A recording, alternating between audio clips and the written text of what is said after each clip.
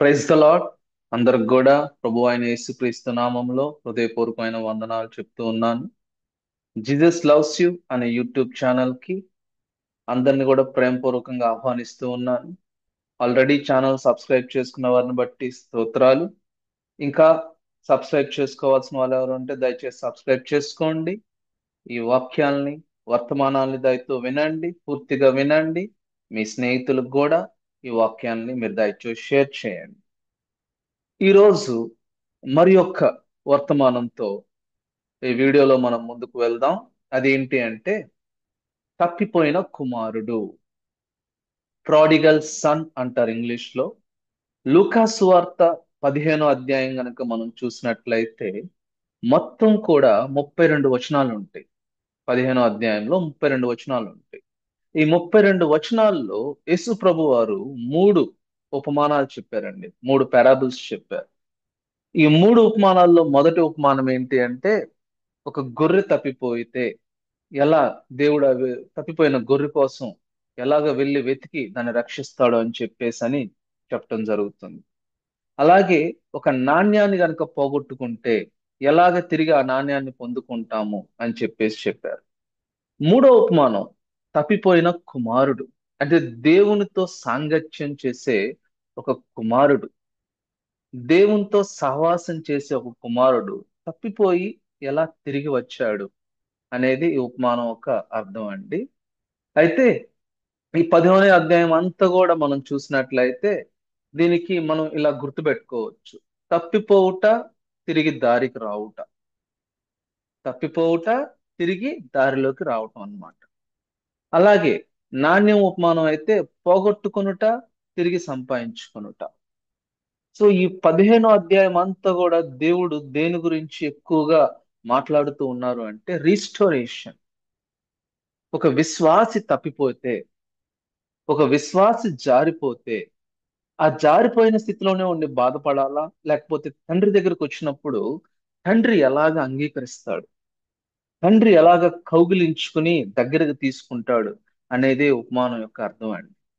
కాబట్టి వాక్యం వింటున్న దేవుని బిడలారా, మీరు రకరకాల చర్చెస్కి వెళ్ళొచ్చు, డినామినేషన్స్కి వెళ్ళొచ్చు, ఏది ఎక్కడున్నా సరే కాన్సన్ట్రేట్ చేయాల్సింది ఏంటి అంటే నేను తప్పిపోయినప్పుడు తిరిగి దేవుని దగ్గర రావటం ఎలాగా, ఈ తప్పిపోయిన కుమారుడు కథ నుంచి ఎలాగ తిరిగి దేవుని దగ్గర రావాలని చెప్పి తెలుసుకోవాలి. మనం ఇక్కడ చూసినట్లయితే తప్పిపోయిన కుమారుడు తండ్రి దగ్గరికి వచ్చినప్పుడు తండ్రి ఏం చేశాడు అనేది మనం తర్వాత చూద్దాం.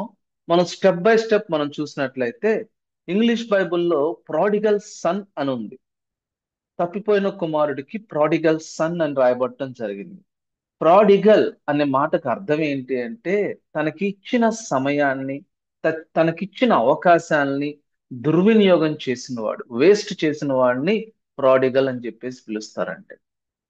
ఇది తప్పిపోయిన కుమారుడు గురించిన కథ కాదు కానివ్వండి, ప్రేమ కలిగిన తండ్రి, ప్రేమ కలిగిన దేవుడు ఎలాగా ఒక కుమారుణ్ణి స్వీకరిస్తాడు అనే అంశాన్ని గురించి ఎక్కువగా చెప్తాం జరిగింది. ఒక వ్యక్తి ఏమన్నాడు అంటే మనిషి యొక్క పతనం ఎప్పుడు మొదలవుతుంది అంటే వాడి ఇష్టం వచ్చినట్టు జీవించాలి అని చూసినప్పుడు అంటాడు. A man's worst difficulties begin when he is able to do just as he likes. ఇది నిజం. మన పతనం అప్పుడే స్టార్ట్ అవుతుంది. నాకు నచ్చినట్టు నేను చేయాలనుకున్నప్పుడు నా పతనం మొదలైంది. నాకు నచ్చినట్టు నేను చేయాలనుకోవటం అనేది నా యొక్క గర్వానికి సూచన. గుర్తుపెట్టుకోవాలి మనం. నా ఇష్టం వచ్చినట్టు నేను మాట్లాడతా, నా ఇష్టం వచ్చినట్టు నేను జీవిస్తా, నా ఇష్టం వచ్చిన స్థలాలకు నేను వెళ్తాను అంటే నేను ఎవరి ఆధీనంలో ఉండటానికి ఇష్టపడట్లేదు. నేను దేవుని యొక్క కంట్రోల్లో ఉండటానికి ఇష్టపడట్లేదు. అంటే అది నా యొక్క అహంకారం, మన యొక్క అహంకారం మన పతనానికి మొదలవుతుందంట. నాశనానికి ముందు గర్వం నడుస్తుంది అని చెప్పేసి వాక్యం సెలవిస్తుంది. ఇక్కడ మనం చూసినట్లయితే లూకా సువార్త 15వ అధ్యాయం 11వ వచనం నుంచి చివరి వచనం 32వ వచనం వరకు ఈ ఉపమానం గురించే క్రీస్తు మనకు బోధిస్తూ ఉన్నాడు. క్రీస్తు ఈ లోకంలో ఉన్నప్పుడు చక్కగా ఉపమానాల రీతిగా అందరికి అర్థమయ్యేటట్టు బోధించాడండి. ఒక సామాన్యునికి, ఒక చదువు లేని వానికి కూడా అర్థం అవటానికి ఉపమానం ఎంతో ఉపయోగపడుతుంది. లైవ్ ఎగ్జాంపుల్స్, ఇలిస్ట్రేషన్స్ తీసుకుని చక్కగా అక్కడున్న పరిస్థితులు ఎలా ఉంటే ఆ పరిస్థితులను తీసుకుని చెప్పడం జరిగింది. ఈ ఉపమానం మనం చూద్దాం. యేసు ప్రభు వారు చెప్తున్న ఉపమానం చూద్దాం. 11వ వచనంలో ఏమని రాయబడి ఉంది అంటే, మరియు ఆయన ఇట్లనెను, ఒక మనుష్యునికి ఇద్దరు కుమారులుండిరి. వారిలో చిన్నవాడు, తండ్రి, ఆస్తిలో నాకు వచ్చు భాగం ఇవ్వమని తన తండ్రిని అడుగుగా, అతడు వారికి తన ఆస్తిని పంచిపెట్టెను. ఇక్కడ మనం చూస్తున్నాం, తండ్రి అయిన దేవుణ్ణి చూస్తున్నాం. ఒక తండ్రి దగ్గర ఇద్దరు కుమారులు ఉన్నారు. ఈ కుమారుల్లో చిన్నవాడి పరిస్థితి ఏంటంటే ఆ తండ్రి దగ్గర ఉండటం ఇష్టం లేదు. చిన్నవాడి పరిస్థితి ఏంటి అంటే దేవునితో ఉండటం ఇష్టం లేదు, వాక్యానుసారంగా జీవించటం ఇష్టం లేదు. తనని ఎవరన్నా గద్దిస్తున్నా, తనకి ఎవరన్నా మంచి చెప్తున్నా అది తీసుకోవటానికి ఇష్టపడిన వాడు చిన్నవాడు. మరి చిన్నవాడు ఏం చేస్తున్నాడంటే ఆవేశపడిపోతున్నాడు. నేను నీ దగ్గర ఉంటాం నాకు ఇష్టం లేదు, నాకు రావాల్సింది నాకు ఇచ్చేసి నేను దూరంగా వెళ్ళిపోతాను, నా బ్రతుకు నేను బ్రతుకుతాను, నా ఇష్టం వచ్చినట్టు జీవిస్తాను. ఇందా నేను చెప్పాను కదండి, మనిషి యొక్క పతనం ఎప్పుడు మొదలవుతుంది అంటే తనకు నచ్చినట్టు జీవించడం. మరి విశ్వాసి యొక్క పతనం, విశ్వాసి యొక్క దిగజారిపోవటం ఎప్పుడు మొదలవుతుందంటే దేవునికి దగ్గరగా లేనప్పుడు, వాక్యానుసారంగా జీవించినప్పుడు మొదలవుతుంది. ఇక్కడ చిన్నవాడి పరిస్థితి అదే. దేవుని దగ్గర ఉండటం అతనికి ఇష్టం లేదు. దూరంగా ఎక్కడికో దేవుడు లేని స్థలాలకి, వాక్యం లేని స్థలాలకి వెళ్ళటానికి ఇష్టపడుతూ ఉన్నాడు. కానీ ఇక్కడ మనం గమనించినట్లయితే ఆస్తిని చిన్న కుమారుడు అడిగాడు, కానీ తండ్రి ఇద్దరికి పంచిపెట్టాల్సి వచ్చింది. కొన్నిసార్లు కుటుంబంలో ఒక్కరు చేసిన పొరపాటు వల్ల కుటుంబం అంతా కూడా అనుభవించాల్సి వస్తుందండి. ఒక్కడు అడిగాడు ఆస్తిని, కానీ ఇద్దరికి కూడా తండ్రి పంచిపెట్టాడు. ఇక్కడ మనం ఈ 15వ అధ్యాయంలో ఉండే మూడు ఉపమానాలు చూసినట్లయితే, ఒక గొర్రె తప్పిపోయింది అంటే అది కేవలం దాని యొక్క ఫూలిష్నెస్, అవివేకం, దానికి తెలియదు కాబట్టి, అవివేకం కాబట్టి తప్పిపోయింది. మరి ఒక స్త్రీ ఒక నాణ్యాన్ని పోగొట్టుకుంది అంటే తన కేర్లెస్నెస్, జాగ్రత్త లేకపోవటం వల్ల ఆ నాణ్యాన్ని పోగొట్టుకుంది. అయితే గొర్రె తప్పిపోయినప్పుడు దేవుడు ఆ గొర్రె కోసం వెళ్ళాడు. నాణ్యం తప్పిపోయినప్పుడు ఆ స్త్రీ ఆ 9 నాణ్యాలు విడిచిపెట్టేసి ఒక్క నాణ్యం కొరకు వెళ్ళింది. ఇక్కడ ఇంపార్టెంట్ ఏంటి అంటే 99 గొర్రెలు ఉన్నాయి కదా, తప్పిపోయిన దాంతో నాకేం పనిలే అని చెప్పేసి దేవుడు ఆలోచించాల. 99 గొర్రెల కన్నా తప్పిపోయిన ఒక గొర్రెని తీసుకొచ్చి తిరిగి ఆ మందలో జాయిన్ చేయటం తండ్రికి ఎంతో ఇష్టం. అది ఆయన బాధ్యతగా తీసుకున్నారు. అలాగే ఇక్కడ స్త్రీ కూడా తన అజాగ్రత్త వల్ల ఒక నాణ్యాన్ని పోగొట్టుకుంది. అయితే నేను 9 నాణ్యాలు ఉన్నాయి కదా, పోతే ఒకటే కదా అని చెప్పేసి ఆ లెక్కలేనితనం, ఆ నిర్లక్ష్యపు ధోరణి కనపరచల. ఒక్క నాణ్యం కూడా విలువైంది అని చెప్పేసి ఆ ఒక్క నాణ్యం కొరకు వెతికింది, తిరిగి పొందుకోగలిగింది. మరి షీప్ అయితే ఫులిష్నెస్, అవివేకం అని చెప్తున్నాను. కాయిన్ అంటే కేర్లెస్నెస్, అజాగ్రత్త అని చెప్తున్నాను. మరి కుమారుడు తప్పిపోయాడు అంటే ఇష్టపూర్వకంగానే తప్పిపోయాడు, విల్ఫుల్నెస్. ఒకటేమో జంతువు, అది అవివేకం, దానికి తెలియదు. ఇంకోటేమో కాయిన్, వస్తువు, ఆమె యొక్క అజాగ్రత్త, కేర్లెస్నెస్ వన్. మరి కుమారుడు తప్పిపోయాడు, ఒక విశ్వాసి తప్పిపోయాడు అంటే, ఒక ప్రార్థనకు వచ్చే బిడ్డ, వాక్యం తెలిసిన వ్యక్తి తప్పిపోయాడు అంటే ఇష్టపూర్వకంగానే తప్పిపోతాడు. అతను ఇప్పుడు ఎక్స్క్యూజ్ చేయడానికి అవకాశం లేదు. ప్రభువా నేను తెలియక చేశానయ్యా అని అనటానికి అవకాశం లేదు. ఇష్టపూర్వకంగా తప్పిపోయినప్పుడు నేను తెలియక చేశానని చెప్పడానికి అవకాశం లేదండి. ఇష్టపూర్వకంగానే చేశాను, నా చిత్తానుసారంగానే చేశాను. ఎందుకంటే తండ్రితో ఉంటే నాకు ఇష్టం లేదు కాబట్టి. అలాంటి పరిస్థితి ఈ కుమారుడిది, అలాంటి పరిస్థితి. ఇక్కడ తప్పిపోయిన కుమారుడు, ఈ యొక్క పారాబుల్ని, ఈ యొక్క ఉపమానాన్ని మనం జాగ్రత్తగా పరిశీలన చేసినట్లయితే ఆ కుమారుడిలో 4 లక్షణాలు మనకు కనిపిస్తూ ఉన్నాయి. మొదటిది తిరుగుబాటు, రెబలియస్ నేచర్. ఎవరి మీద తిరుగుబాటు అంటే దేవుని మీద తిరుగుబాటు, వాక్యం పైన తిరుగుబాటు స్వభావం కనిపిస్తూ ఉంది. రెండవది గ్రహించుకున్నాడంటండి, రియలైజేషన్. మరి మూడవది పశ్చాత్తాపం, రిపెంటెన్స్. నాలుగవది తండ్రి దగ్గరికి రిటర్న్ అయ్యాడు. రిటర్న్ అవగానే రీజాయిస్, అక్కడ చాలా ఆనందకరమైన వాతావరణం కనిపిస్తూ ఉంటుంది, ఆనందం. సో ఇంగ్లీష్ లో అయితే ప్రతి పదం కూడా ఆర్ అనే లెటర్ తో స్టార్ట్ అవుతుంది. Rebellion nature, realisation, repentance, rejoice. ఈ నాలుగు అంశాలను మనం ఒక్కొక్కటిగా మనం చూద్దాం. ఇక్కడ మనం చూసినట్లయితే చిన్నవాడు వచ్చి తండ్రిని ఆస్తులు తన వాటా అడుగుతున్నాడు. ఇందాక మనం చెప్పుకున్నట్టు వాడికి తండ్రితో ఉండటం ఇష్టం లేదు, దేవునితో ఉండటం ఇష్టం లేదు. మరి తండ్రి వాటిని పంచిపెట్టిన తర్వాత ఇక్కడ ఈ చిన్న కుమారుడు ఏం చేశాడు అంటే, కొన్ని దినములైన తరువాత ఆ చిన్న కుమారుడు సమస్తమును కూర్చుకొని దూరదేశమునకు ప్రయాణమైపోయి అచ్చట తన ఆస్తిని దుర్వ్యాపారం వలన పాడు చేసెను. కాబట్టి ఆస్తిని పంచిన తర్వాత కూడా తండ్రి కొన్ని దినాల అవకాశం ఇచ్చాడు చిన్న కుమారుడికి. నా బిడ్డ గ్రహిస్తాడేమో. నువ్వు జారిపోయావని తెలిసినా, మనం జారిపోయామని తెలిసినా, ప్రతి ఆదివారం చర్చికి రావడానికి దేవుడు మనకు ఒక అవకాశం ఇస్తూ ఉన్నాడు. ఇలాంటి వాక్యాలు వినటానికి దేవుడు మనకు ఒక అవకాశం ఇస్తూ ఉన్నాడు. ఎందుకు అంటే గ్రహించుకుంటాము అని చెప్పేశాను. ఇక్కడ చిన్న కుమారుడు గ్రహించుకోలేదు కదా, ఎప్పుడెప్పుడు దేవుని నుంచి దూరంగా వెళ్ళిపోదాం అని వెయిట్ చేసి వన్ ఫైన్ డే దేవునికి దూరంగా వెళ్ళిపోయాడు. ఈ రోజుల్లో దూరదేశం వెళ్ళటం అంటే ఎక్కడో దూరంగా వెళ్ళిపోవటం కాదు. దూరదేశం వెళ్ళిపోవటం అంటే నువ్వు మన ఉద్యోగ స్థలాల కాడకు వెళ్ళినప్పుడు మనకు అక్కడ ఒక మంచి ప్రార్థనా వాతావరణం మనకు కనిపించదు. నువ్వు కాలేజ్కి వెళ్ళినప్పుడు ఒక్కొక్క ఒక ప్రేయర్ అట్మాస్ఫియర్ నీకు కనిపించదు అక్కడ. ఏదైనా బంధువులు ఇంటికి వెళ్ళినప్పుడు అక్కడ ప్రార్థనా పూర్వకమైన వాతావరణం కనిపించదు. ఇక్కడ ఈ చిన్న కుమారుడు ఇష్టపూర్వకంగానే వెళ్తున్నాడు, ఇష్టపూర్వకంగానే తప్పిపోవడానికి ఇష్టపడుతూ ఉన్నాడు. వెళ్ళిపోయాడు. వెళ్ళిపోయిన తర్వాత ఇతను అక్కడ అన్ని వ్యసనాలు అలవాటు చేసుకున్నాడు. త్రాగుడు, తిరగటం, స్త్రీల యొక్క వ్యామోహానికి అలవాటు అయిపోయాడు. ఒక్క అలవాటు కదా, అన్నిటికీ అలవాటు అయిపోయాడు. చెడ్డ స్నేహితులు వచ్చేసారు.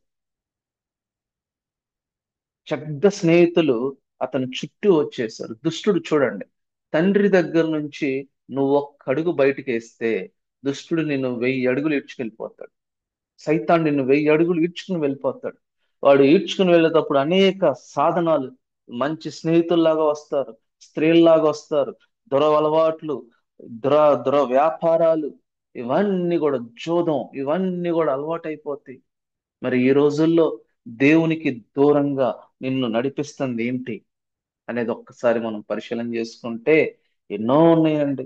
ఈ రోజుల్లో మొబైల్స్ మనల్ని దేవుడి నుంచి దూరం చేస్తూ ఉన్నాయి.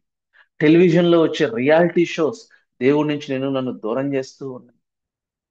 వ్యర్థమైనవి, అశ్లీలమైనవి ఆ సినిమాలు, వెబ్ సిరీస్, వీడియోస్, ఇవన్నీ కూడా దేవుడి నుంచి మనల్ని దూరం చేస్తూ ఉన్నాయి. వాటి కోసం దేవుణ్ణి విడిచిపెడుతున్నాము అంటే ఈ చిన్న కుమారుడికి మనకి ఎలాంటి తేడా లేదండి. వాటి కోసం దేవుని దగ్గర ఉండటానికి ఇష్టపడట్లేదు అంటే ఈ చిన్న కుమారుడికి మనకి ఎలాంటి తేడా లేదు. మరి ఇతను పాపం చేయడానికి ఇష్టపడుతున్నాడు. ఇతను అనుకున్నాడు పాపం ఎలాగుంటుంది అంటే, పాపం మనకి స్వేచ్ఛనిస్తుంది అని మనం అనుకుంటాం కానీ అది మాత్రం మనల్ని బానిసలుగా చేసేస్తుందండి. బానిసలుగా చేసేస్తాం. పాపం చేయువాడు పాపానికి దాసుడు అని యోహోన్ భక్తుడు చెప్తూ ఉంటాడు. మొదటి పాపం చేసినప్పుడు మనం దాంట్లో ఎక్స్పర్ట్ అవ్వం. కొన్ని దినాలకి దానికి బానిస అయిపోతాం. లోకంలో ఒక సామెత ఉంటుంది, taste everything but never become a slave for anything అని చెప్పేసాను. ఇది చాలా రాంగ్ అండి. ఒక్కసారి టేస్ట్ చేస్తే నువ్వు దానికి స్లేవ్ అయిపోతావు కొన్ని రోజులకి. మంచి ఉదాహరణ ఏంటంటే డ్రగ్ ఎడిక్ట్స్. వాళ్ళ ముందు అలా ఎడిక్ట్ అయిపోలా, చిన్నగా టేస్ట్ చేద్దామని చెప్పేసి ఆలోచన చేస్తారు, కొన్ని దినాలకు ఎడిక్ట్ అయిపోతారు. స్మోక్ చేసేవాళ్ళు ఏముందులే ఒక సిగరెట్ తాగుదామని స్టార్ట్ చేస్తూ ఉంటారు, కొన్ని రోజులకు ఎడిక్ట్ అయిపోతూ ఉంటారు. డ్రింక్ చేసేవాళ్ళు ఇదే పరిస్థితి. అమ్మాయిలతో ఎఫ్ఐఆర్స్ పెట్టుకునేవాళ్ళు, ఎక్స్ట్రా మ్యారిటల్ ఎఫ్ఐఆర్స్ పెట్టుకునేవాళ్ళు ఏముందులే ఒక్కసారికే కదా అని చెప్పేసి అనుకుంటూ ఉంటారు. కానీ నెమ్మదిగా దానికి, ఆ పాపానికి, లైంగిక పాపాలకి బానిసలైపోతూ ఉంటారు. చేయకుండా ఉండలేని స్థితి. ఆ పాపానికి దూరంగా ఉండలేని స్థితి. కాబట్టి ఒక విశ్వాసి ఈ అన్ని విషయాల్లో బట్టి తప్పిపోతే ఆ విశ్వాసికే ఈ వాక్యం. ఆ చిన్న కుమారుల్లో మనను మనం ఊహించుకుందాం. ఈ వాక్యం మనకే అని చెప్పేసి ఒక్కసారి పరిశీలన చేసుకుందాం. కొన్ని దినములైన తరువాత అతను వెళ్ళిపోయి అన్ని దురలవాట్లకి బానిసైపోయాడండి. అయితే అదంతా ఖర్చు అయిపోయిన తర్వాత తనకున్నదంతా ఖర్చు అయిపోయింది. తనకున్నదంతా ఖర్చు అయిపోయింది. తనకు నేర్చుకున్న కొద్దో గొప్ప వాక్యం అంతా కూడా యవ్వన ప్రాయంలోకి వచ్చేసి కాలేజీకి వెళ్ళగానే ఆవిరైపోయింది. నేర్చుకున్న భక్తి అంతా ఆవిరైపోయింది. లేకపోతే ఇంటిని విడిచి ఉద్యోగ స్థలాలకు వెళ్ళినప్పుడు తను నేర్చుకున్న భక్తి, తను నేర్చుకున్న వాక్యం, చిన్నప్పటి నుంచి నడిపించిన నడిపింపు అంతా కూడా ఆవిరైపోయింది. అవిశ్వాసి కన్నా దారుణంగా జీవిస్తూ ఉన్నాడు. అలాంటి పరిస్థితికి ఈ చిన్న కుమారుడు వచ్చేసాడు. అంత అయిపోయింది. కరువు వచ్చేసిందంట. చూడండి, వాక్యం లేని చోట ఏమొస్తుందంటే కరువు. కరువు అంటే మీరు అనుకోవచ్చు నేను బాగానే తింటున్నాను, బాగానే తాగుతున్నానని. ఆ కరువు కాదండి ఇది. వాక్యం అనే కరువు. వాక్యం అనే కరువు. ఈ రోజుల్లో వాక్యం అనే కరువు, ప్రార్థన అనే కరువు, సహవాసం అనే కరువు ప్రతి స్థలంలో ఉందండి. అన్ని స్థలాల్లో ఉంది. కాలేజీకి వెళ్తే అక్కడ వాక్యం కరువు కనిపిస్తూ ఉంటుంది. ప్రార్థన కరువు కనిపిస్తూ ఉంటుంది. మంచి విశ్వాసున్న స్నేహితుడు దొరకటం చాలా కష్టం. అలాంటి వ్యక్తితో స్నేహం చేయడానికి ఇష్టపడం తప్పిపోయిన కుమారుడైతే. ఒక ప్రార్థనా పరులు గుంపుగా కూడటం చాలా కష్టం. అలాంటి స్థలాల్లో ఉండటానికి ఇష్టపడతల చిన్న కుమారుడు. అసలు అలాంటి గుంపు దొరకటమే కష్టం. అలాంటి కష్టం తరంలో అలాంటి గుంపు ఒకటి దొరికితే వెంటనే జాయిన్ అయిపోయి చక్కగా ప్రేయర్ చేసుకుంటూ దేవునికి సమీపంగా ఉండాలి. అసలు గుంపు దొరకటమే కష్టం అనుకుంటే ఈ తప్పిపోయిన కుమారుడు పరిస్థితి ఏంటంటే అసలు ఆ గుంపు దగ్గరికి వెళ్ళటానికి ఇష్టపడట్లేదు. ఒక ప్రార్థనాపరుడైన నా స్నేహితుడితో స్నేహం చేయడానికి ఇష్టపడుతున్నా. ఎవరితో ఇష్టపడుతున్నాడు? లోక సంబంధమైన వ్యక్తులతో ఒక డీప్ ఫ్రెండ్షిప్. వాళ్ళు క్లాస్ ఎగ్గొట్టి ఎక్కడికో వెళ్ళిపోతే తప్పిపోయిన కుమారుడు కూడా వాళ్ళతో పాటు వెళ్ళిపోతారు. వాళ్ళు ఉద్యోగాలు చేసి అక్కడ లంచాలు తీసుకుంటూ ఉంటే తప్పిపోయిన కుమారుడు అక్కడ తీసుకుంటూ ఉంటాడు. వాళ్ళు స్త్రీల దగ్గరికి వెళ్తూ ఉంటే తప్పిపోయిన కుమారుడు ఆ స్త్రీల దగ్గరికి వెళ్ళిపోతూ ఉంటాడు. వాళ్ళు జూదానికి బానిసలు అయిపోతే తప్పిపోయిన కుమారుడు కూడా ఆ జూదం ప్లేస్ లోకి వెళ్ళిపోయి ఆడుతూ ఉంటాడు. కరువు వచ్చేసింది. కరువు వచ్చేసిన తర్వాత తను నమ్ముకున్న వాళ్ళందరూ విడిచిపెట్టేశారండి. చూడండి, పాపం వల్ల వచ్చు జీతం మరణం అని పౌలు భక్తుడు రోమీయులకు రాసిన పత్రిక 6వ అధ్యాయం 23వ వచనంలో ఎంతో స్పష్టంగా తెలియజేశారు. పాపం ఎక్కడికి లాక్కొచ్చేస్తుంది అంటే మరణమైన స్థితికి లాక్కొచ్చేస్తుంది. మరణము అంటే మనం గుర్తుపెట్టుకోవాల్సింది దేవునితో కనెక్షన్ కట్ అయిపోవటం. శారీరకమైన మరణం కాదు, ఆత్మీయ మరణం. అలాంటి స్థితిలోకి ఇతను వచ్చేసాడు తప్పిపోయిన కుమారుడు. పోనీ ఇలాంటి స్థితిలోకి వచ్చిన తర్వాత కూడా ఈ తప్పిపోయిన కుమారుడికి దేవుడు గుర్తు రావట్లా. హీనమైన స్థితిలోకి వెళ్ళటానికి ఇష్టపడుతున్నాడు. పందులు పందుల్ని మేపటానికి ఇష్టపడుతున్నాడు గాని తండ్రి దగ్గరికి వెళ్దామనే ఆలోచన లేదు. ఒక్కసారి వాక్యాన్ని జ్ఞాపకం చేసుకుందామనే ఆలోచన లేదు. హీనమైన స్థితికైనా వెళ్ళటానికి ఇష్టపడుతున్నారు నేటి దినాల్లో ఎంతో మంది. మోకరించి ప్రార్థన చేసి పశ్చాత్తాపడటానికి ఇష్టం చూపించట్లా. సైతాండ మోకాలు వంచనివ్వటల్లా. అయితే ఇక ఈ దశ చాలా దారుణమైన దశ అండి. తిండి లేదు. చివరికి ఆ పందులు తినే పట్టుతో తన కడుపు నింపుకోవాలని ఆశపడ్డాడు గాని అది కూడా దొరకలేదంట. అది కూడా దొరకలేదంట. ఎంత దారుణం అండి. ఒకప్పుడు తండ్రి దగ్గర ఉండే వ్యక్తి, తండ్రి పక్కన కూర్చునే వ్యక్తి, చర్చిలో మంచి ప్రాముఖ్యమైన వ్యక్తి, ఎన్నో విషయాల్లో ముందడుగులో ఉండి ముందరుసలో ఉండి ఎన్నో పనులు ఆసక్తితో చేసే వ్యక్తి ఈ రోజున ఎలాంటి స్థితికి వెళ్ళిపోయాడు అంటే హీనమైన స్థితికి వెళ్ళిపోయాడు. నీకు ఒక ఇబ్బంది వస్తుందంటే అది దేవుడే పంపిస్తున్నాడు. ఎందుకో తెలుసా? దేవుడు నీ మీద ఏం పగబట్ట ఇబ్బంది పంపించట్లా. లేకపోతే దేవుడు నీ మీద పగ సాధించట్లా, తన కోపాన్ని చల్లార్చుకోవట్లా. ప్రేమ కలిగిన దేవుడు నీకు అవకాశం ఇస్తున్నాడు. నిన్ను ఇబ్బంది పెడుతున్నాడు అంటే నీకు అవకాశం ఇస్తున్నాడు. నువ్వు తిరిగి వస్తావని ఒక్క అవకాశం ఇస్తూ ఉన్నాడు. అది మన దేవుని యొక్క గొప్పతనం, మన దేవుని యొక్క ప్రేమ. ఇస్కరియోతు యోధ తిరిగి రావటానికి ఇష్టపడలా, ఆత్మహత్య చేసుకొని చనిపోయాడు. మరి పేతురైతే, ముమ్మార్లు ధిక్కరించిన పేతురైతే పశ్చాత్తాపడ్డాడు, తిరిగి దేవుని దగ్గరికి వచ్చాడు. దేవుడు పేతుర్ని గొప్పగా వాడుకున్నాడండి. చూడండి, బుద్ధి వచ్చినప్పుడు వాడికి ఎలాంటి బుద్ధి వచ్చిందో చూడండి.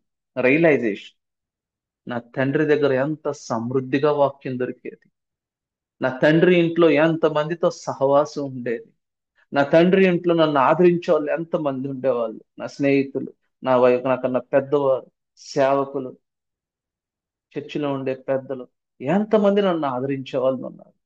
ఈ రోజున నేను వాళ్ళకి దూరం అయిపోయాను, చర్చికి దూరం అయిపోయాను, దేవునికి దూరం అయిపోయాను అని చెప్పేసి రియలైజ్ అయ్యాడంట.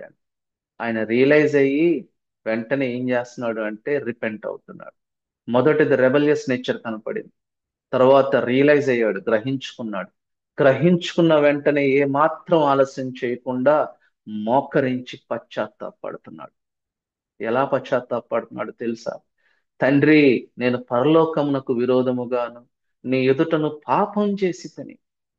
ఏమండి, ఈ రోజుల్లో పశ్చాత్తాపం అనే దానికి విలువ లేకుండా పోయింది. చర్చెస్, చాలా churches, almost 60 to 70% of the churches ఎలాగ తయారైపోయినాయి అంటే పశ్చాత్తాపం అనే కాన్సెప్ట్ అనేది మర్చిపోయి ఆశీర్వాదాలు, అద్భుతాలు, వీటి మీదే కాన్సన్ట్రేషన్ అంట. కానీ దేవుడు నీకు నాకు చెప్తున్న మాట ఏంటంటే, కాలం సమీపిస్తున్నది, మారు మనసు పొందండి, పశ్చాత్తాపడండి అని చెప్పేసి సూటిగా హెచ్చరిస్తున్నారు వాక్యాల్లో. బాప్తీసం ఇచ్చి యోహాను అదే చెప్పాడు. క్రీస్తు తన బోధన మొదలు పెట్టేటప్పుడు ఇదే చెప్పాడు. ఇక్కడ తప్పిపోయిన కుమారుడు చూడండి ఎంత హంబుల్ గా పశ్చాత్తాపడుతున్నాడు అంటే, ఈ మాట చాలా విలువైన మాట అండి. ఇక మీదట నీ కుమారుడునని నేను చెప్పుకోవటానికి తగిన వాడిని కాను. ఎంత దీనుడైపోయాడండి. ఒకప్పుడు తండ్రి దగ్గర ఉండటానికి ఇష్టపడలా, ఎంతో గర్విష్టి, ఎంతో అహంకారి. నేను తండ్రి చెప్తే నేను వినేదేంటి, ఇక్కడ ఒకరు చెప్తే నేను వినేదేంటి, నాకు స్వేచ్ఛ కావాలి అని చెప్పి బయటికి వెళ్ళిపోయిన వ్యక్తి ఇప్పుడు ఎంత దీనత్వంలోకి వచ్చేసాడు. చూడండి, ఇలా ఇట్లా పశ్చాత్తాపడుతులా. నేను నీ బిడనేగా, ఒకసారి తప్పు చేస్తే క్షమించు, క్షమించలేవా? తండ్రి ఆ మాత్రం క్షమించలేవా అని చెప్పేసి తన పశ్చాత్తాపంలో గర్వం కనపడుతుల్లా, తన పశ్చాత్తాపంలో అహంకారం కనిపెడుతుల్లా. తన పశ్చాత్తాపంలో ఏం కనిపిస్తుంది అంటే దీనత్వం కనిపిస్తుంది, హంబుల్నెస్ కనిపిస్తుంది. ఇక మీదట నేను నీ కుమారుణ్ణి అని అనిపించుకోవటానికి యోగ్యుణ్ణి కాను తండ్రి. కనీసం నీ ఇంట్లో కూలివానిలో అయినా ఒక్కలాగా నన్ను చేర్చుకో అని ఇలా అందామని బయలుదేరుతున్నాడు. ఇలా అందాం అనుకున్నాడంటండి, ఇలా పశ్చాత్తాపడదాం అనుకున్నాడంట.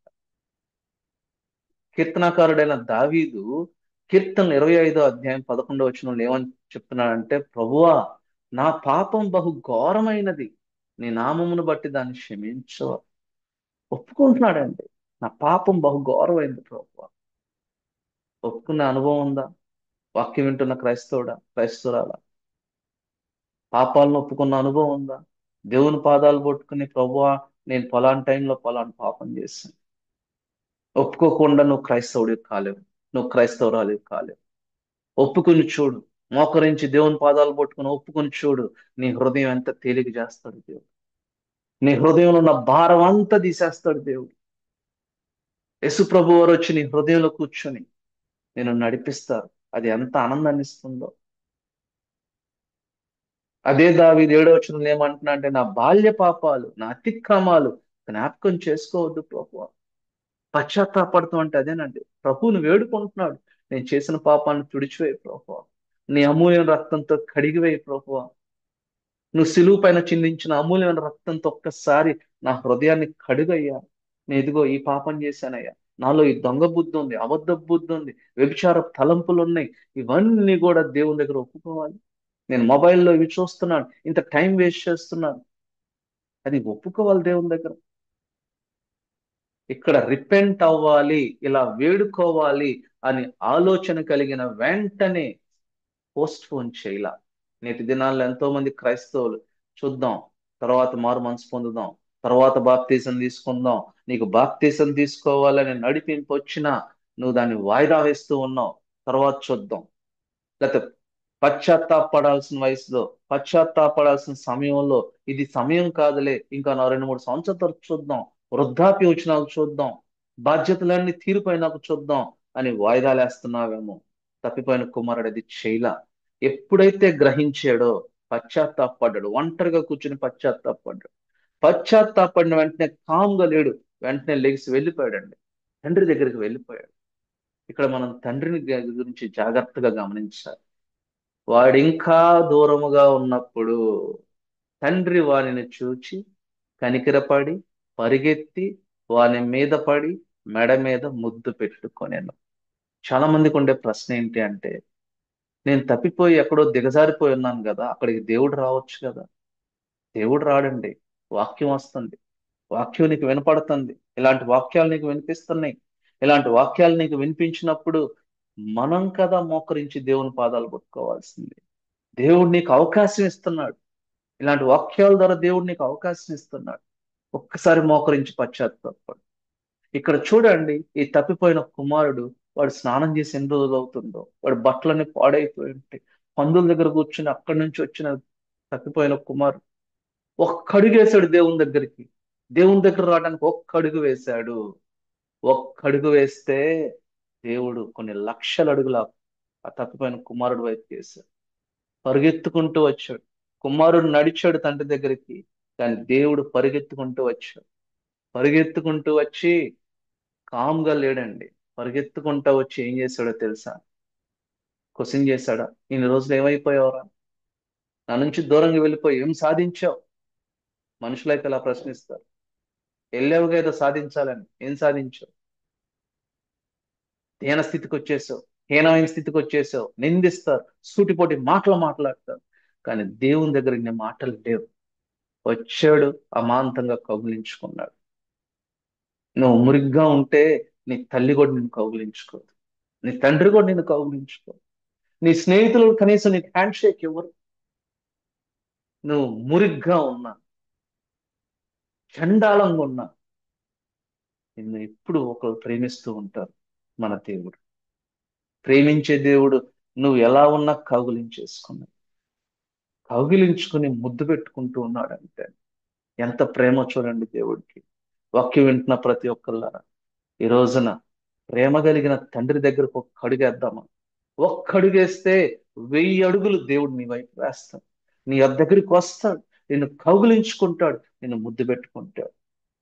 తండ్రి దగ్గరికి వచ్చి తండ్రికి చెప్తున్నాడు, నేను నీకు విరోధంగా పాపం చేశాను అనుకున్నాడు. పశ్చాత్తాపడ్డాడు, ఒంటరిగా ఉన్నప్పుడు ఆ పందుల దగ్గర కూర్చున్నాడు. ఇప్పుడు తండ్రి దగ్గర రాగాలనే కాళ్ళ మీద పడిపోయాడు, క్షమాపణ అడుగుతూ ఉన్నాడు. నన్ను క్షమించు ప్రభువా అని చెప్పి బ్రతిమలాడుకుంటూ ఉన్నాడు. నన్ను కూలివానిలాగా చేర్చుకో అని చెప్తూ ఉంటే, లేదు లేదు, నువ్వు కూలివానివి కాదు, నా రక్తాన్ని క్రయధనంగా చెల్లించి విలువైన నా రక్తంతో కొనుక్కున్న నా కుమారుడివి నువ్వు. విలువైన నా రక్తాన్ని క్రయధనంగా చెల్లించి నేను గొప్ప వెలబెట్టు కొనుక్కున్న నా కుమార్తెవి నువ్వు. ఎంత విలువిస్తున్నాడో చూడండి దేవుడు మనకి. మనల్ని కుమారులుగా కుమార్తెలుగా దేవుడు స్వీకరిస్తూ ఉన్నాడు. వెంటనే ప్రశస్త వస్త్రం, అలాగే చేతికి ఉంగరం, పాదములకు చెప్పులు తొలగించాడంట. చూడండి, నీ రక్షణ వస్త్రం నాకు తెలియదు ఎంత మురికైపోయిందో, కానీ ఈ రోజున దేవుడు ఒక ప్రశస్త వస్త్రం, నూతన వస్త్రం ఇవ్వటానికి సిద్ధపడుతూ ఉన్నాడు. మనం చేయాల్సిన ఒక్కడుగు దేవుని దగ్గరకు వేయటం. ఒక్కడుగు వేస్తే దేవుడు 1000 అడుగులు వేసి మన దగ్గరకు వచ్చి మనకిచ్చేది ఏంటో తెలుసా? వస్త్రం. రో వస్త్రం దేనికి సూచన అంటే గౌరవానికి సూచన, ఆనర్. మరి రింగ్, ఉంగరం దేనికి సూచన అంటే నమ్మకానికి సూచన, ట్రస్ట్. మళ్ళీ తప్పిపోవద్దు, నువ్వు నా దగ్గరే ఉండు, నమ్మకంతో నీకు ఇస్తున్నాను ఈ విలువైన రింగ్, నమ్మకంగా నీకు ఇస్తున్నాను. ఈ రోజుల్లో నీకు నాకు ఆ రింగు కన్నా విలువైంది దేవుడు ఇచ్చింది ఏంటో తెలుసా? తన ప్రాణం. సిలువ పైన తన ప్రాణం. ఘోరంగా హింసింపబడి తన ప్రాణం ఇచ్చేశాడు. ఒకసారి ఆయన రక్తంతో మనం శుద్ధి చేసుకుందామా? చెప్పులు దేనికి సూచన అంటే ఒక డిగ్నిటీ, ఒక సెల్ఫ్ రెస్పెక్ట్ కు సూచన. ఆ రోజుల్లో దాసులకు చెప్పులు ఉండేవి కాదు. ఇతను కొడుకులాగా స్వీకరించాడు కాబట్టి చెప్పులు ఇచ్చాడు అంటే ఒక గౌరవమైన స్థితిలో పెట్టాడు, ఒక కొడుకు స్థానం ఇచ్చాడు. ఈ రోజున దేవుడు నీకు నాకు ఇవ్వటానికి ఇష్టపడుతూ ఉన్నాడు. రక్షణ వస్త్రం ఇవ్వటానికి ఇష్టపడుతున్నాడు. ఒక హానర్, నా బిడ్డ అనే ఒక హానర్ ఇస్తున్నాడు. నా కుమారుడు అనే ఒక గౌరవాన్ని మనకి ఇస్తానికి సిద్ధంగా ఉన్నాడు. నా కుమార్తె అనే ఒక గౌరవాన్ని ఇస్తానికి సిద్ధంగా ఉన్నాడు. అలాగే నమ్మితే దేవుణ్ణి ఆయన రక్షణ వస్త్రాన్ని ఇస్తున్నాడు, ఒక రింగ్ ఇస్తున్నాడు. అలాగే సెల్ఫ్ రెస్పెక్ట్ కోసం ఆ శాండిల్స్ ఇస్తూ ఉన్నాడు తప్పిపోయిన కుమారుడికి. ఈ రోజున నీకు నాకు ఎన్నో ఇచ్చాడు. చూడండి, చివరిగా మనం చూసినట్లయితే ప్రాడిగల్, తప్పిపోయిన కుమారుడు, హీ వాజ్ లాస్ట్, తప్పిపోయాడు. కానీ యేసు ప్రభు వారు ఏం చెప్తున్నా అంటే నేనే మార్గం, ఐ ఆమ్ ద వే.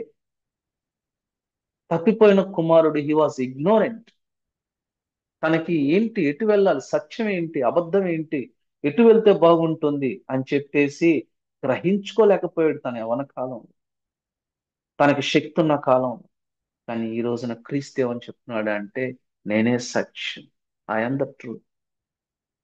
తప్పిపోయిన కుమారుడు మరణించాడు, లోకంలో మరణించేశాడు, లోక అలవాట్లకు బానిసైపోయాడు మరణించడం అంటే. కానీ ఈ రోజున క్రీస్తు ఏమని వాగ్దానం చేస్తున్నాడంటే నేనే జీవం. ఈ క్రీస్తు చెప్పిన మాటలు, నేనే మార్గము, నేనే సత్యము, నేనే జీవం. నా ద్వారా తప్ప మరి ఎవరి ద్వారా కూడా తండ్రి దగ్గరికి మనం వెళ్ళలేము అని చెప్పేశాను. క్రీస్తు చెప్తూ ఉన్నాడు కదా. ఎక్కడ తప్పిపోయావో నాకు తెలియదు. ఎక్కడ తప్పిపోయామో ఒక్కసారి గ్రహించుకొని, ఒక్కసారి క్రీస్తే నా యొక్క మార్గం అని గ్రహించుకొని క్రీస్తు యొక్క పాదాలు పట్టుకోవటమే మనం చేయాల్సింది. కాబట్టి తప్పిపోయిన కుమారుని మనం చూసినట్లయితే ఇక్కడ 4 రకాల స్వభావాలు. మొదటిది రెబలియస్ నేచర్, ఇందాక మనం చూసినట్టు రెబలియస్ నేచర్, ఆ తర్వాత రియలైజేషన్, ఆ తర్వాత రిపెంటెన్స్, ఆ తర్వాత రీజాయిస్. ఎప్పుడైతే కుమారుడు ఇంటికి వచ్చేస్తాడో తండ్రి గొప్ప విందు చేశాడంట. ఒక్క ఆత్మరక్షణ పొందితే పరలోకంలో గొప్ప సంతోషం, గొప్ప విందు జరుగుతూ ఉంటుందండి. అంత విలువైంది ఒక్క ఆత్మ దేవునికి. ఒక్కళ్ళు లేకపోతే పరలోకంలో నష్టమే ఉండదు. కానీ దేవుడు నీకు నాకు ఇచ్చే ప్రాముఖ్యత అది. ఇంత ప్రాముఖ్యత, ఇంత ప్రాముఖ్యత తిరిగి దేవుడికి మనం ఇస్తున్నామా? దేవుడు నీకు ఇచ్చే విలువ తిరిగి దేవుడికి ఇస్తున్నావా? ఇది నువ్వు ఆలోచించాల్సిన ప్రశ్న. ఇక్కడ వరకు అంత బాగానే ఉంది కానివ్వండి. ఇప్పుడు పెద్ద కుమారుడు వచ్చాడంట. ఆ వాక్య భాగాన్ని మీరు దయచేసి చదవండి. 32వ వచనం వరకు మీరు చూసినట్లయితే పెద్ద కుమారుడు పని ముగించుకుని ఇంటికి వచ్చేసాడు. ఈ పెద్ద కుమారుడు తండ్రి పక్కనే ఉన్నాడు గాని తండ్రి ఆలోచనలు ఏమి పెద్ద కుమారుడికి లేవు. తండ్రి అయిన దేవుని యొక్క మనసు ఏంటి అంటే నువ్వు తప్పిపోయిన రోజు నుండి ఎదురు చూస్తూ ఉన్నాడు. ఎప్పుడు తిరిగి వస్తావు, ఎప్పుడు తిరిగి వస్తావు అని వెయిట్ చేస్తూ ఉన్నాడు. నువ్వు తిరిగి వస్తే నిన్ను కౌగిలించుకుని ముద్దు పెడదామని వెయిట్ చేస్తూ ఉన్నాడు. కానీ తండ్రితో ఉన్న పెద్ద కుమారుడు ఎలాంటి వ్యక్తి అంటే గొప్ప అసూయతో ఉన్న వ్యక్తి. పోయాడులే వీడి పేడ తప్పింది అనుకుంటున్న వ్యక్తి. అసలు కొంచెం కూడా రెస్పాన్సిబిలిటీ కానీ కేర్ కానీ తీసుకోని వ్యక్తి. తండ్రి పక్కన ఉంటే అబ్బో నేను మంచి సేవకుణ్ణి అని చెప్పేసి అనుకుంటూ ఉన్నాడు. తండ్రి పక్కన ఉంటే నేను చర్చిలో మంచి ప్రామినెంట్ మెంబర్ అనుకుంటూ ఉన్నాడు. కానీ చూడండి ఎంత అసూయ పడుతూ ఉన్నాడు అంటే అతను రోగాల్ని ఒక దాసుని పిలిచి అడిగాడు, లోపలేంటి ఆ శబ్దాలు, లోపలేంటి ఆ గొప్ప విందులు అంటే మీ తమ్ముడు తిరిగి వచ్చాడయ్యా. ఆ దాసుడు మీ తమ్ముడు తిరిగి వచ్చాడే అని చెప్పినప్పుడు ప్రేమ కలిగిన వాడైతే పెద్ద కుమారుడు వెళ్ళి తమ్ముడిని కౌగిలించుకునేవాడు. పెద్ద కుమారుల్లో ప్రేమ లేదు. ప్రేమ లేకపోతే రక్షణ లేనట్టు గుర్తుపెట్టుకోవాలి. పెద్ద కుమారుడికి చిన్న కుమారుడు తిరిగి రావటం ఇష్టం లేదు, దేవుని దగ్గర రావటం ఇష్టం లేదు. చాలా మంది పెద్ద కుమారులు ఈ రోజు చర్చిల్లో ఉన్నారు. వీళ్ళు ఎలాంటి వాళ్ళు తెలుసా అండి? సేవకుల పక్కన కూర్చుని వాళ్ళకి అందరి గురించి చాడీలు చెప్పేవాళ్ళు. ఈ పెద్ద కుమారు అందరి గురించి చాడీలు చెప్పడం. అరే, ఎవరి గురించి ప్రార్థన మాత్రం చేయరు గాని అందరు బలహీనతలు తీసుకెళ్లి చెప్తా ఉంటారు. సేవకుని దగ్గరికి వెళ్ళినప్పుడు మన బలహీనతలు మనం చెప్పుకోవాలి, వేరే వాళ్ళ బలహీనతలు మనం చెప్పకూడదు. మన బలహీనతలు మనం చెప్పుకుని వారి చేత ప్రార్థన చేయించుకుంటే దేవుడు మనకు మేలు చేస్తాడు. ఈ పెద్ద కుమారుడు ఎలాంటి వ్యక్తి అంటే నేటి దినాల్లో అసూయతో నిండిన వ్యక్తి, ఎవరిని ఎదగనియని వ్యక్తి. ఒక వ్యక్తి ఎదుగుతున్నాడు అంటే తట్టుకోలేని వాళ్ళు ఈ పెద్ద కుమారుడు. ఆ వ్యక్తి యొక్క ఎదుగుదల ఇష్టం లేదు. ఈ పెద్ద కుమారులు ఎలాంటి వాళ్ళంటే దేవునిలోనే ఉంటున్నాం అని చెప్పుకుంటూ ఇంకా హృదయంలో కులాన్ని చంపుకునే వాళ్ళు, కుల పిచ్చి కలిగిన వాళ్ళు. ఈ పెద్ద కుమారులు ఎలాంటి వాళ్ళంటే దేవునిలోనే ఉంటున్నాం అని చెప్పుకుంటూ ఇంకా హృదయంలో అసూయను చంపుకునే వాళ్ళు. దేవునిలోనే ఉంటున్నాం అని చెప్పుకుంటూ హృదయంలో కోపాన్ని తీసివేసుకునే వాళ్ళు. తమ్ముడు తిరిగి వచ్చినందుకు ఆనందం లేదు కానీ దుఃఖం ఉందంటాడు. వీడు ఎందుకు వచ్చాడు, మళ్ళీ ఎందుకు వచ్చాడు, కనీసం లోపలికి కూడా వెళ్ళాల. తండ్రి వచ్చి అడుగుతున్నాడు రమ్మంటే తండ్రినే క్వశ్చన్ చేస్తున్నాడు, దేవుణ్ణే క్వశ్చన్ చేస్తున్నాడు. వాడు అన్ని నాశనం చేసుకుని వస్తే వాడిని చేర్చుకుంటావా? అరే, దేవుని యొక్క మనసు ఏంటంటే 99 గొర్రెల్ని విడిచిపెట్టి ఒంటరి అయిన గొర్రె కోసం దేవుడు బయలుదేరాడు. గొర్రె కాబట్టి దేవుడు వెళ్ళి వెతికాడు. మనిషి కాబట్టి నీకు అవకాశం ఇస్తున్నాడు, తిరిగి నువ్వు వస్తావని. ఇక్కడ మనం ఈ ఉపమానం అంతా చూసినట్లయితే చిన్న కుమారుడు ఒక్కడే తప్పిపోలా, పెద్ద కుమారుడు కూడా తప్పిపోయాడు. పెద్ద కుమారుడు దేవునితో ఉంటూ తప్పిపోయాడు, చిన్న కుమారుడు దేవునికి దూరంగా వెళ్ళి తప్పిపోయాడు. అయితే చిన్న కుమారుడు పశ్చాత్తాపడ్డాడు, పెద్ద కుమారుడు అసూయపడ్డాడు. చిన్న కుమారుడు దీనత్వంతో ప్రభు పాదాలు పట్టుకున్నాడు, పెద్ద కుమారుడు అహంకారంతో బయట నుంచుని అక్కడి నుంచి లోపలికి వెళ్ళటానికి ఇష్టపడతాడు. సో మనం అందరం కూడా ఎక్కడో ఒక చోట చిన్న కుమారుడిలాగా తప్పిపోవటం, పెద్ద కుమారుడిలాగా హృదయంలో తీసివేసుకోలేని బయటికి కనపడని అహంకారం, ఆ అసూయ, ఆ కుళ్ళు, ఆ ద్వేషం, ఇలాంటివన్నీ ఉంటే ఈ రోజున నీకు దేవుడు అవకాశం ఇస్తున్నాడు. ఒక్కసారి పశ్చాత్తాపడితే దేవుడు నీ చేయగొట్టుకుంటాను అంటున్నాడు, నేను కౌగిలించుకుంటాను అంటున్నాడు. ఒక్క అడుగేస్తే దేవుడు నీ దగ్గరకు వచ్చి నేను ముద్దు పెట్టుకుంటాను అంటున్నాడు. కాబట్టి దేవుని బిడ్డలారా, ఈ వాక్యాన్ని ఒక్కసారి దయచేసి సీరియస్ గా ఆలోచించి, నాకు తెలియదు ఎవరికి ఏ బలహీనతతో తప్పిపోయారో, మోకరించి దేవుని పాదాలు పట్టుకుని పశ్చాత్తాపడతావా? దయచేసి పశ్చాత్తాపడండి. ఈ వాక్యం వినిన తర్వాత మీరు మోకరించి ప్రార్థన చేసుకోండి. అందరికి వందనాలు, థ్యాంక్ యూ ఈ వాక్యం మీరు విన్నందుకు. ఈ వాక్యం మిమ్మల్ని ఆదరించినట్లయితే దయచేసి సబ్స్క్రైబ్ చేసుకోండి, అలాగే లైక్ చేయండి. మీ స్నేహితులకి, మీ శ్రేయోభిలాషులకి, మీ బంధువులకు కూడా ఈ వాక్యాన్ని మీరు షేర్ చేసి దేవుని రాజ్యాన్ని వ్యాప్తి చెందే విషయంలో మీరందరూ కూడా పాలుభాగస్తులు అవ్వాలి.